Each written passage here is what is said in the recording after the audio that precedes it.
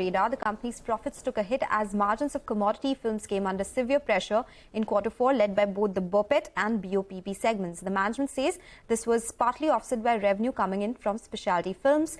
They plan to build on this portfolio as well with many new launches. To discuss their performance in Q4 and guidance for the current year as well, Pankaj Poddar, the CEO of the company, is joining us now. Mr. Poddar, good afternoon. Thanks a lot for joining us. Two-thirds of your total film revenues come in from specialty films. Despite that, there has been a big fall in margins. We had earlier conversations, you said, because of specialty films, margins are insulated to a large amount. Despite that, why have we seen such a sharp fall in margins, and what is the outlook going forward? In the last quarter, the commodity films, literally made losses at EBITDA level. And if we see the overall industry, most of the players had to suffer losses because of the way the margins were there. We feel first is that it is temporary, though obviously there is some bunching of capacities. But the current levels were not sustainable, and they should improve. Having said that, I think the other factor which really impacted us was that last 2 quarters were not so great in terms of specialty film growth. If we really see last 2 quarters, the exports to Europe were pretty badly impacted because of the overstocking situation and the war situation in Europe. That also is now getting stabilized a bit, what we have seen in the recent months, and that should also get better in the times to come. Mr. Poddar, so will the commodity films division make losses even in Q1? What I said earlier is that, we felt that the worst is behind us, and they should start showing some improvements in Q1, though, they may take 2, 3, 4 more quarters before they come back to normal levels. But the last quarter was really unsustainable, and we are already seeing some upstick in the Q1 of this year. The extent of the EBITDA loss for the commodity business in Q4, and what could that number look like in Q1, just to understand the improvement that you're talking about? What we feel, obviously, Q1 is still undergoing, but what we feel is, at least in this quarter, it should make some small EBITDA money. And, as if you have to break down our specialty, 1/3 is specialty films where our margins remain totally intact.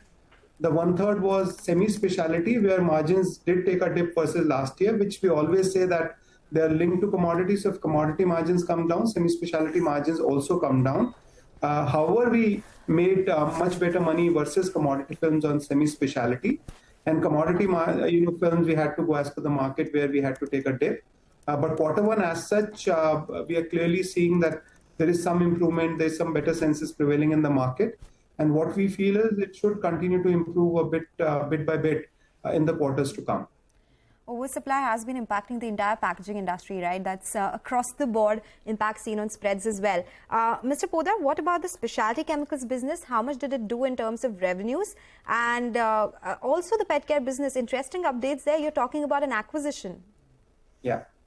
So as far as chemical business is concerned, we have grown 75% versus last year. So we closed at 158 crores, which is by far the second year for our chemical business.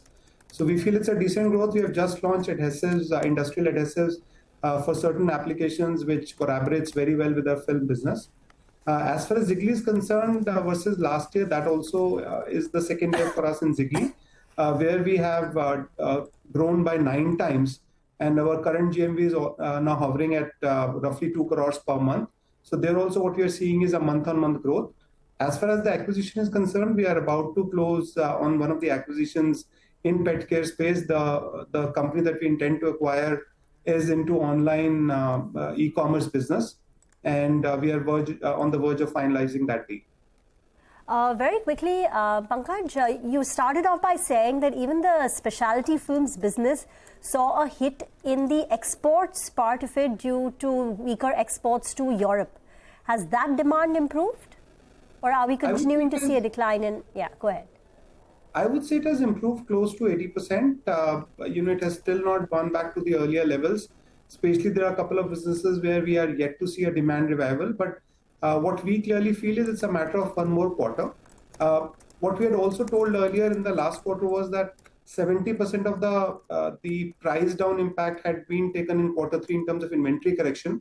The remaining 30% happened in Q4. So that is another item which should be behind us in terms of inventory corrections, because raw material prices and FG prices took a sharp dip post the the petrochemical corrections which happened in Q3 and Q4. So that is another item which should be behind us now. Okay, Mr. Poddar, out of time, but would speak to you very soon in detail about what's happening in the packaging industry and the other avenues of growth as well. Thanks a lot for joining us today. That's Cosmo First. Things are looking up in FY24. We'll slip into a break and get you on more on markets and stock-specific action on the other side. Stay tuned.